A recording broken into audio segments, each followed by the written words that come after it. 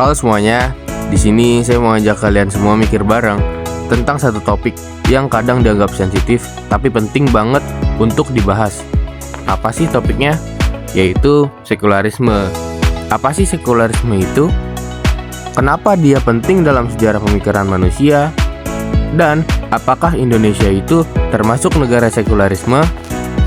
Secara sederhana, sekularisme adalah paham yang memisahkan urusan agama dengan urusan negara. Dalam ilmu filsafat, ini muncul sebagai respons terhadap dominasi gereja di Eropa pada abad pertengahan, di mana institusi agama punya kuasa penuh atas politik, hukum, bahkan ilmu pengetahuan. Tokoh-tokoh filsafat seperti John Locke dan Voltaire mulai mendorong ide bahwa agama itu urusan pribadi, sedangkan negara itu harus fokus pada keadilan dan kebebasan terhadap warganya, tanpa memihak satu keyakinan. Jadi, bukan berarti anti agama ya, tapi lebih ke netral. Negara tidak boleh memihak satu agama, supaya semua warga negara, apapun keyakinannya, punya hak dan perlindungan yang sama.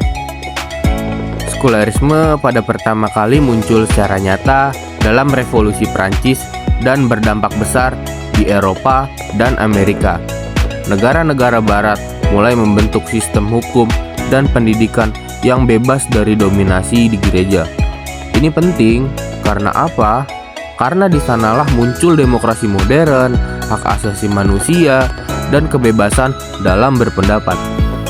Tapi sekularisme juga sering disalahpahami. Di beberapa negara, orang menganggap sekular itu artinya harus ninggalin agama sama sekali. Padahal tidak seperti itu. Sekularisme cuma mau memastikan bahwa negara itu tidak boleh maksa warganya ikut agama tertentu.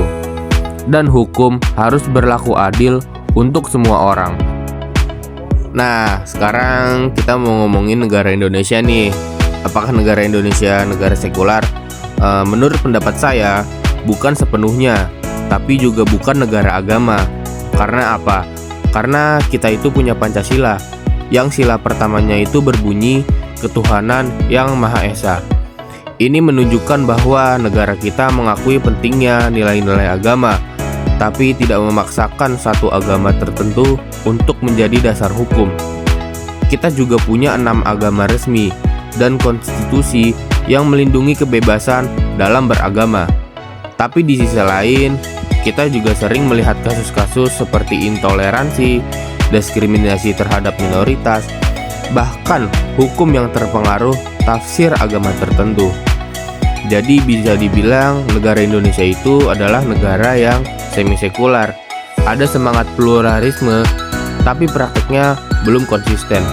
Negara itu masih harus belajar untuk menjadi wasit yang adil, bukan pemain yang ikut dalam urusan keyakinan warga negaranya. Jadi kesimpulannya, sekularisme itu bukan ide asing yang harus ditolak mentah-mentah.